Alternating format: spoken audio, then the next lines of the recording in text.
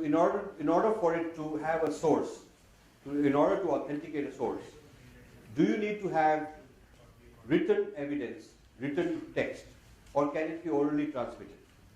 I don't think that technology or science has to be written down to be valid. Okay, because writing is recent in human history. Oral traditions have been there for a very long time.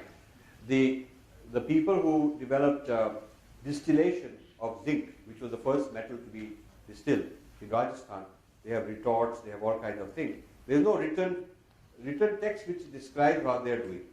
It is just physical evidence, archaeological evidence that they are doing this. You can go do all the tests, and they are taking this zinc and distilling it and making pure zinc and then making alloys, and they are exporting it in large quantities to all over the world. It's an industry, but it doesn't have text to prove anything, and text is not required because some of the things are, like somebody came up with corn. It doesn't mean that there was a written source of how you grow corn. Green chilies, which we love in India, came from Mexico. Yeah. So, in the history of ideas, people give credit.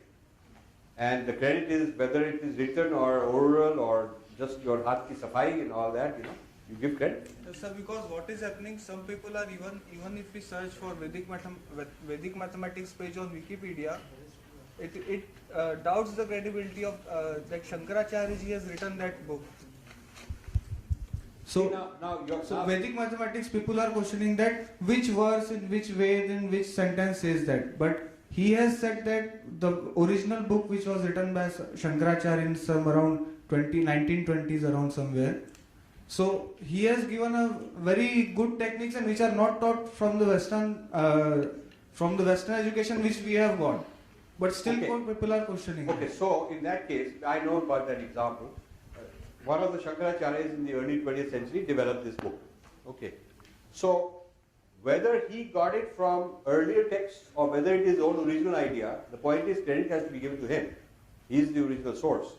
Yeah, so he should, if the techniques were not known elsewhere, and he introduces new ways of doing mathematics in the early 20th century, then it can certainly be credited to him as, like any mathematician, he is a mathematician who produced something new. And whether he relied on old things or whether he got a vision or a dream or whatever he did is not relevant. It is his discovery. You should not put an unnecessary burden on him to find out, to tell us where he got it from. The point is he did something nobody else had done before, and that should be good enough. Actually, I know what he had said. He had called it as Vedic because he said it is a fundamental research. So that's why he is calling as Vedic. He is not referring that it was from any Veda. So it can also be a matter of terminology. So people are not contesting the original source is him. People are only contesting whether it should be called Vedic or whether it should be called Shankaracharya's discovery. It's just a terminology.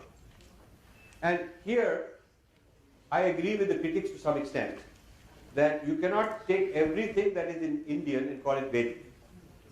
There's a tendency to overdo the Vedic origins of everything. I mean, there's things that have come from Tantras, there are things that have come from Sankhya, there's other kind of sources of knowledge besides Vedas.